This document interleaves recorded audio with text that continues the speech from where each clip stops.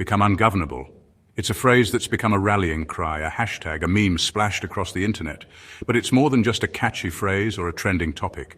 Behind the digital ink lies a profound truth, a truth that resonates deep within the soul of any free person. It's a call to remember our roots, a truth that's been whispered on battlefields and roared in revolutions. It's a reminder of the sacrifices made, the battles fought, and the principles that built America. It's the truth that built America, and the truth that will preserve it. This isn't about anarchy, it's not about chaos or disregarding the rule of law. It's about something much deeper. It's about recognizing a fundamental truth. True power doesn't reside in governments or institutions, but in the hearts and minds of individuals. It's about the power of the people, about understanding that government derives its just powers from the consent of the governed, and that consent can be withdrawn. It's a reminder that we hold the power. Being ungovernable is about reclaiming that power, about standing up and saying that we are not subjects but citizens, endowed with inherent rights that no government can usurp. It's about drawing a line in the sand and saying, this far and no farther. It's about the spirit of resistance, the courage to stand firm, and the determination to protect our freedoms at all costs. It's about the legacy we leave for future generations. It's about ensuring that the torch of liberty burns bright for those who come after us. It's about unity, strength, and the unwavering belief in the power of the people. At the heart of the Second Amendment lies a profound understanding of human nature and the nature of freedom. It recognizes that the right to defend oneself, even from one's own government, is not just a right, but the bedrock upon which all other rights are built. It acknowledges the inherent right to self-ownership, the fundamental principle that we are masters of our own destiny.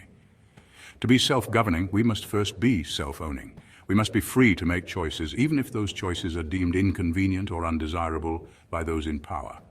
This includes the freedom to think for ourselves, to speak our minds, and to defend our lives and property. The Founding Fathers understood this. They knew that a government that can dictate what you can say, what you can think, and how you can defend yourself is not a government of the people, but a government over the people. The most dangerous form of tyranny is not the one that chains our bodies, but the one that shackles our minds. It's the slow, insidious creep of censorship, the relentless barrage of propaganda, the constant pressure to conform. It's the government that tells you what to think, what to believe, and what you are allowed to say. The truly ungovernable individual understands that true freedom begins in the mind. It's about cultivating critical thinking, questioning narratives, and refusing to be spoon-fed information. It's about seeking truth, even when it's uncomfortable, even when it challenges the status quo. This is why the Second Amendment is so vital. It is a physical manifestation of our mental sovereignty. It is a constant reminder that we are not helpless subjects, but free individuals with the right and the means to defend ourselves against all threats, both foreign and domestic. Becoming ungovernable is not about embracing chaos or resorting to violence. It's not about discarding the rule of law, but about upholding the principles upon which a just law is based. Civil disobedience, when wielded responsibly, is a powerful tool for change. It is the act of peacefully resisting unjust laws, of standing up for what is right, even in the face of opposition. It's about saying no to tyranny and yes to liberty. Think of Rosa Parks refusing to give up her seat on the bus. Think of Martin Luther King Jr. leading peaceful marches for equality. Think of the countless acts of courage and defiance that have shaped our world for the better. These were acts of ungovernable spirits, of individuals who refused to be silenced, who chose principle over convenience. Section 5, Echoes of Liberty. Lessons from history's renegades. History is replete with examples of individuals and groups who chose to become ungovernable, who stood against tyranny and fought for freedom. From the American revolutionaries who threw off the shackles of British rule to the French resistance fighters who defied Nazi occupation, the message is clear. Freedom is not a gift from the government. It is a right that must be constantly defended. These were not anarchists or nihilists. They were ordinary people who understood that there are times when disobedience becomes a duty, when silence is complicity, and when the only way to preserve liberty is to fight for it. They understood that the price of freedom is eternal vigilance, and that the alternative, submission to tyranny, is far too high a price to pay. Section 6, Jefferson's warning, the tyranny of encroachment. The natural progress of things is for liberty to yield and government to gain ground. This profound observation by Thomas Jefferson serves as a timeless reminder of the delicate balance between freedom and control. Thomas Jefferson's words ring as true today as they did centuries ago. His foresight into the nature of governance and liberty continues to echo through the corridors of history, urging us to remain vigilant. We see this encroachment every day. Far-left states chipping away at our Second Amendment rights, slowly eroding the freedoms that define us. These incremental changes may seem insignificant at first, but they accumulate, leading to a significant loss of liberty. They tell us it's for our own good, for our safety. They present these measures as necessary steps to protect us, to ensure our well-being, but at what cost? History teaches us that the road to tyranny is paved with good intentions. Many oppressive regimes began with promises of safety and security, only to strip away freedoms under the guise of protection. It's paved with incremental steps, with seemingly small concessions that, over time, erode the very foundations of freedom. Each small step may seem harmless, but together they form a path leading to the loss of our fundamental rights. The ungovernable spirit recognizes this insidious creep of power. It understands the importance of vigilance and the need to guard against even the smallest encroachments. It understands that the time to resist tyranny is not when it's fully formed, but when it first rears its ugly head.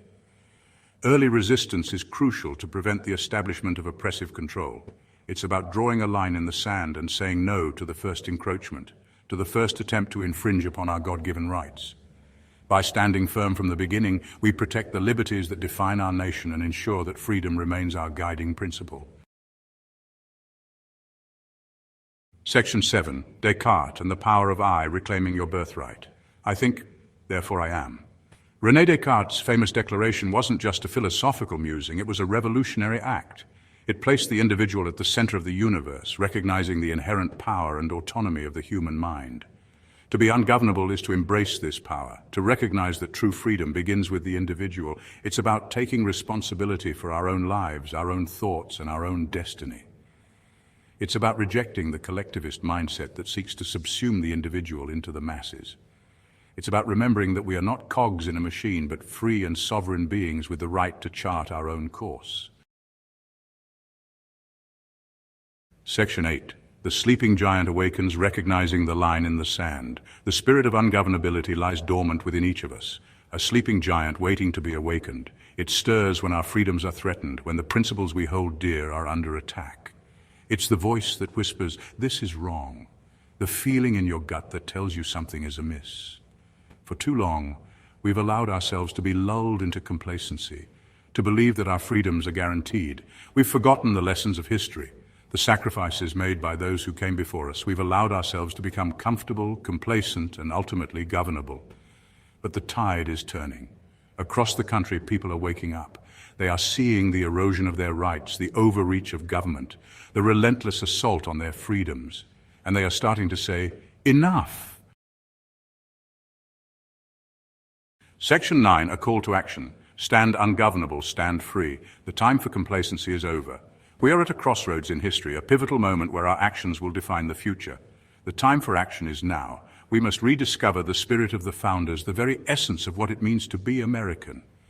Their courage, their vision, and their unwavering commitment to liberty must be our guiding light. The courage to stand up for what we believe in, the willingness to fight for our freedoms, and the determination to never back down. These are the qualities that built this nation, and these are the qualities we must embody today. Become ungovernable in your life. Think critically. Engage in deep reflection and question the status quo. Challenge the narratives that are fed to you. Question everything. Do not be swayed by propaganda or fear-mongering. Seek the truth, no matter how uncomfortable it may be. Arm yourself with knowledge and discernment. Become ungovernable in your communities. Get involved in local politics. Your voice matters, and your actions can make a difference. Participate in town hall meetings, vote in every election, and be an active member of your community. Hold your elected officials accountable. Demand transparency and integrity. Do not let them forget that they serve the people, not the other way around. Become ungovernable in your defense of liberty. Support the Second Amendment. Understand that the right to bear arms is a fundamental aspect of our freedom and a safeguard against tyranny. Educate yourself and others about your rights. Knowledge is power, and an informed citizenry as the backbone of a free society. Teach the next generation about the Constitution and the principles of liberty. The fight for freedom is never truly over. It requires constant vigilance, unwavering courage, and an unyielding commitment to the principles of liberty. We must be ever watchful and ready to defend our freedoms at all costs. Unwavering courage and an unyielding commitment to the principles of liberty. These are the pillars upon which our nation stands. Without them, we risk losing everything we hold dear. The choice is ours. We can choose to be governed, or we can choose to be free. We can choose to be subjects, or we can choose to be citizens. The power lies within us. The future of our nation, the future of freedom itself, hangs in the balance. Our actions today will determine the legacy we leave for future generations. Thomas Jefferson stated, "When tyranny becomes law, rebellion becomes duty." Stay frosty, my friends. Keep your head down and your powder dry.